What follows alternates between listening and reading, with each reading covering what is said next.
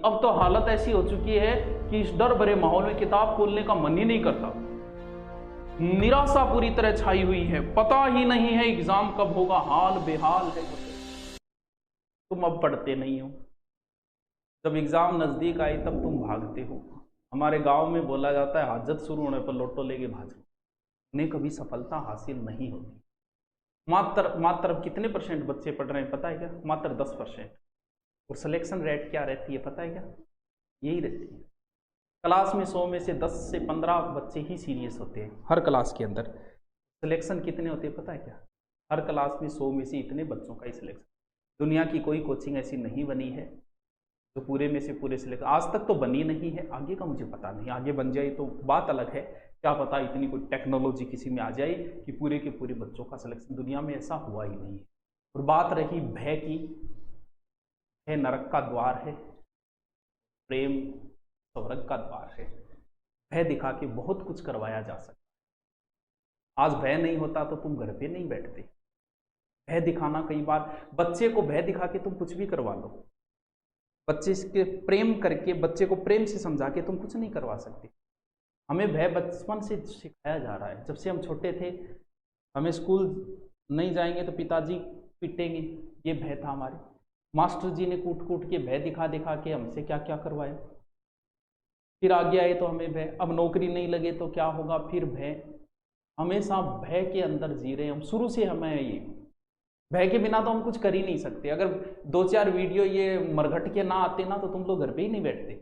विश्वास ही नहीं हो रहा था कि कोरोना है, तो भय दिखाना पड़ा। हम कहते हैं मीडिया वाले जो दिखा रहे हैं ये गलत है, गलत नहीं है, ये भय दिखाया गया तभी घर पे बैठे हो ना। लेकिन भय का परिणाम कई बार उल्टा भी होता है। राजनेता भय दिखाते हैं तो जायज बात है, उन्हें सत्ता हासिल करनी है, वो भय दिखाते हैं। कई बार साधु महात्मा भी भय दिखा देते हैं, नरक में तुम्हें जलाया जाएगा, पकोड़े की तरह सेका जाएगा, ये किया जाएगा।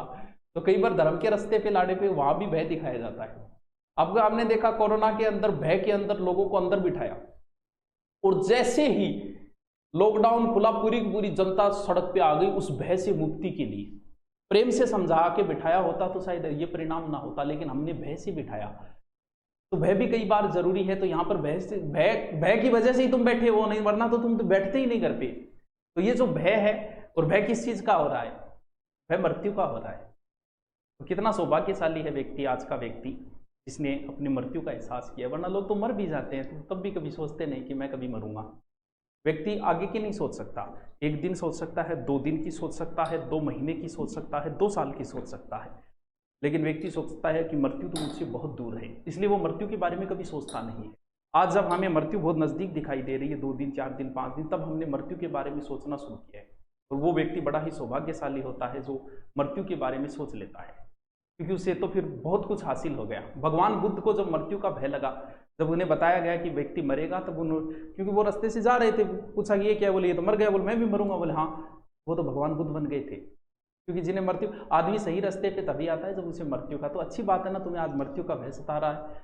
और मैं तो चाहता हूँ कि ये जो भय है तुम हमेशा कायम रखो, ताकि तुम कभी गलत कार्य करो ही नहीं। तो अच्छी बात है। तो तुम्हें आज वर्तमान में अगर मृत्यु का भय सता रहा है, दिल्ली की राजगद्दी पे बैठने वाला अंतिम हिंदू जो था वो हेमू था। हेमू की गर्दन काट दी अकबर ने। उसके बाद में उसके पिता को बुलाया गया। उसके पिता से कहा कि या तो इस्लाम स्वीकार करो या फिर मार दिए जाओगे। तब उसने कहा था कि जीवन से कोई मोह ही नहीं है मुझे, तो तुम मुझे किस चीज़ का भय दिखा रहे हो?